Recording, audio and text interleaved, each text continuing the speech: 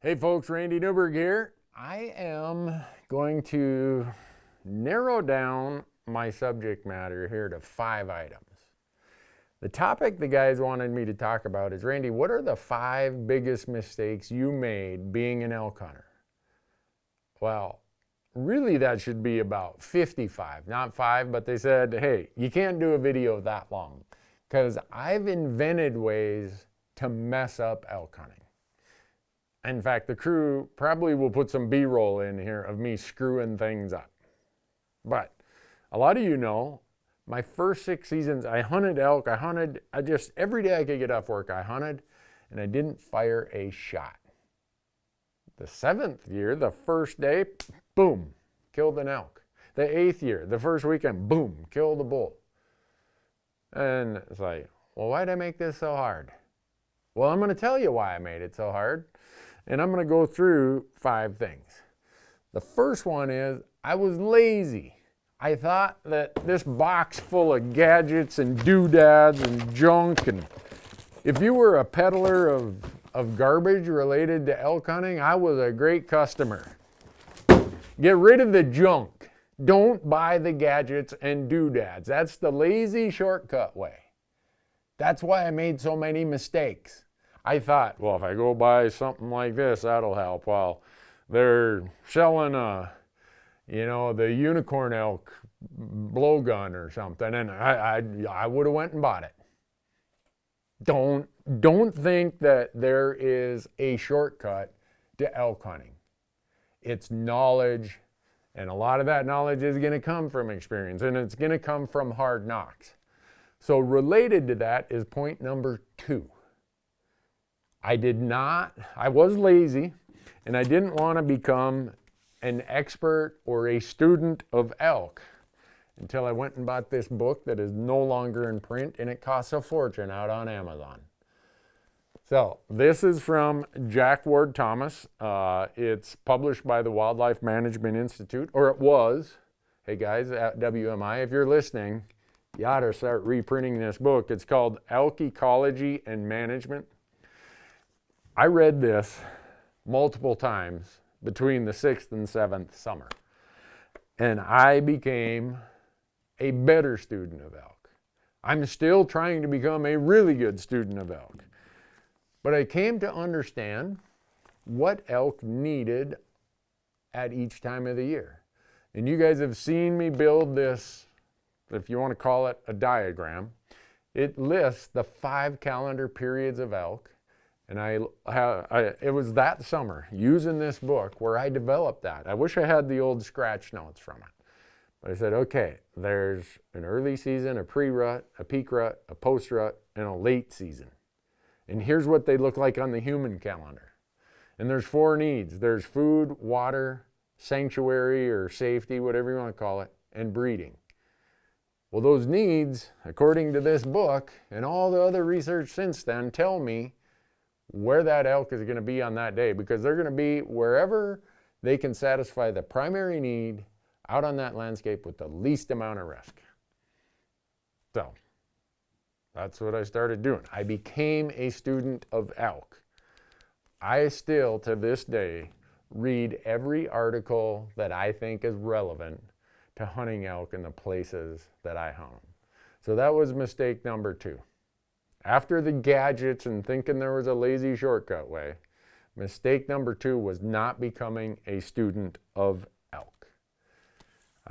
Getting this book is going to be hard. If you want a cheap replacement to it and you want the Cliff's Notes version, out at outdoorclass.com, everything that's in this book that I think is going to give you a really good start, between my rifle elk course and Corey Jacobson's University of Elk Hunting that's out there, outdoorclass.com is going to have a lot of this. And as always, promo code Randy will save you some money out there. Now, I came from northern Minnesota. I grew up as a whitetail hunter. Well, part of my problem was I hunted elk like whitetails. And I would just sneak through the woods, and it would take me forever to go a mile. Well, I had no idea that elk were that noisy.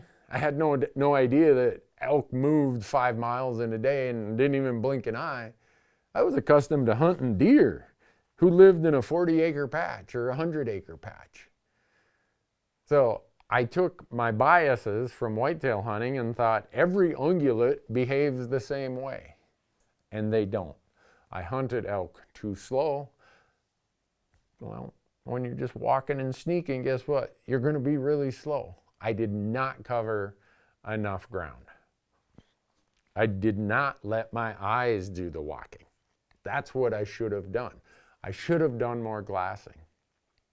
I should have looked for where are the elk moving and how far are they moving. When they're migrating, how far are they migrating? I didn't. I hunted them like whitetails. So if you're a deer hunter, just know there are some things that just don't translate to elk hunting.